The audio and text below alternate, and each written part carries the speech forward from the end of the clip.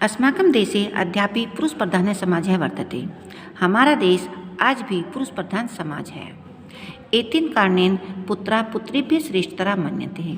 इसी कारण से पुत्र को पुत्री से श्रेष्ठ यानी कि उत्तम मानते हैं। जनाः पुत्रेभ्यः इच्छन्ति न तो पुत्रीभ्यः। लोग पुत्र के लिए इच्छा करते हैं, पुत्री की नहीं। आधुनिके समाजे अपि अनेकेषु स्थानेषु बाल्यकाले एव पुत्रीणां वधं तासां भ्रूणहत्यां च भवति। आधुनिक समाज में भी अनेकों स्थानों पर बाल्यकाले यानी कि बचपन के समय में ही पुत्रीणां वधं पुत्रियों का वध करके पुत्रियों का वध करते हैं, तासां भ्रूणहत्या और उनकी भ्रूण हत्या भी होती है। एतेन कतिपयेषु राज्येषु पुरुषाणां संख्यानां वृद्धि नारीणां संख्यानां च ह्रासः दृश्यते। एतेन कतिपयेषु इसी कारण से कतिपयेषु कुछ राज्यों में पुरुषों की संख्या में लगातार वृद्धि, नारीणां संख्यां च और स्त्रियों की संख्या में ह्रास में कमी दिखाई देती है। एतेन असंतुलनेन समाज व्यवस्थाया अवनति भवति। इस असंतुलन के कारण समाज की व्यवस्था अवनति यानी कि नीचे होती है, यानी कि समाज की जो अर्थव्यवस्था है वो गिर रही है। ठीक है, आगे चलिए। अशिक्षा एवं एतेषां कुरीतां मूल कारणम्। अशिक्षा ही इन सब कुरीतियों का मुख्य कारण है। वयं पश्यामः, हम देखते हैं यत् कि शिक्षित राज्येषु ऐसा कुप्रथा नगण्य अस्ति। शिक्षित राज्यों में इस प्रकार की कुप्रथा नहीं के बराबर है। अतएव अस्माकं कर्तव्यमस्ति, इसीलिए हमारा कर्तव्य है यत् कि वयम् अस्मिन् विषये लोकान् शिक्षितान् कुर्याम, कि हम इस विषय में संसार को शिक्षित करें। ईदृशीं परिस्थितिं दृष्ट्वा, इस प्रकार की परिस्थिति को देखकर काश्चित् कुछ सामाजिक संस्थाओं में ने नारीणां शिक्षणाय, स्त्रियों की शिक्षा के लिए जनानां प्रेरितम् अकुर्वन्, लोगों को प्रेरित किया है। इस प्रकार की परिस्थिति को देखकर कुछ सामाजिक संस्थाओं ने नारियों को शिक्षित करने के लिए लोगों को प्रेरित किया है।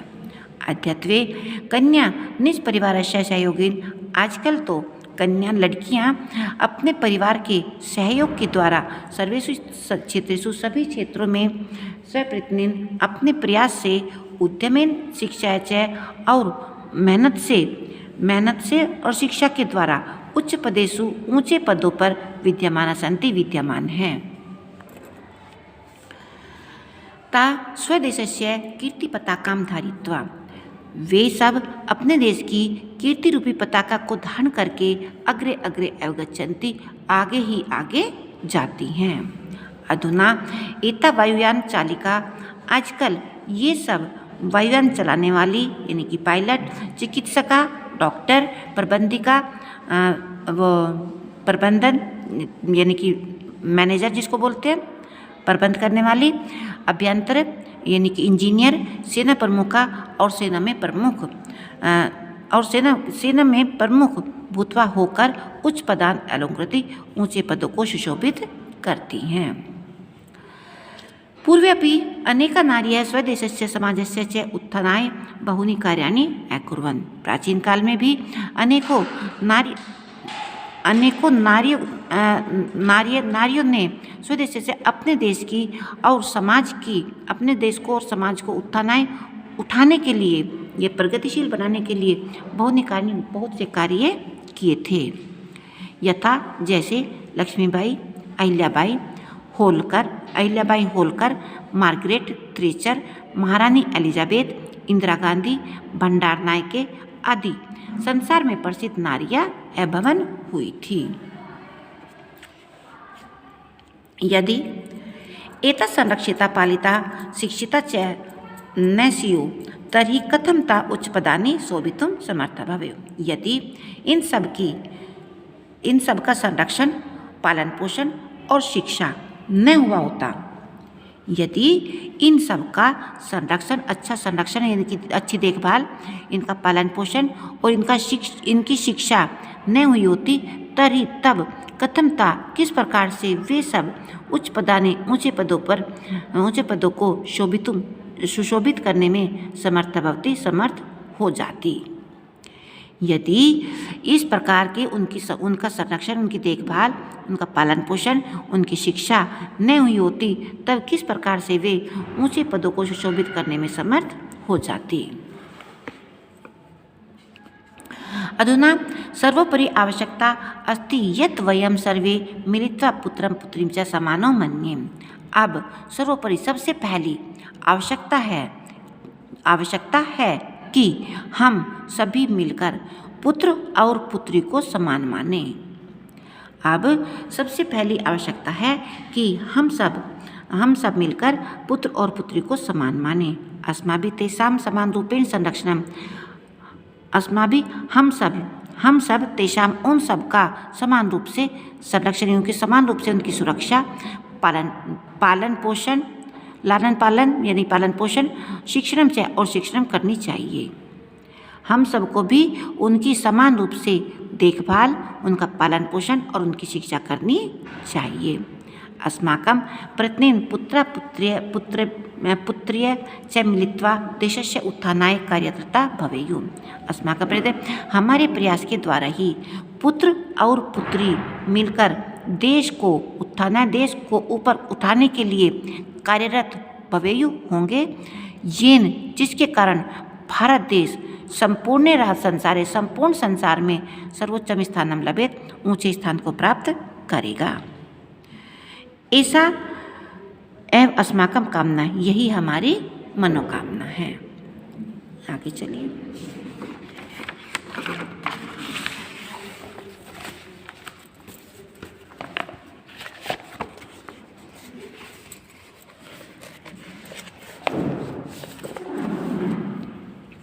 अतः कन्या प्रयत्नेन संरक्षणीया, पालनीया, शिक्षणीया च। इसलिए कन्या का प्रयत्न पूर्वक रक्षा करनी चाहिए, पालन पोषण करना चाहिए और उनकी शिक्षा करनी चाहिए, उनको पढ़ाना चाहिए। भारत सरकारेण अपि अस्मिन् संदर्भे एका योजना प्रचलिता।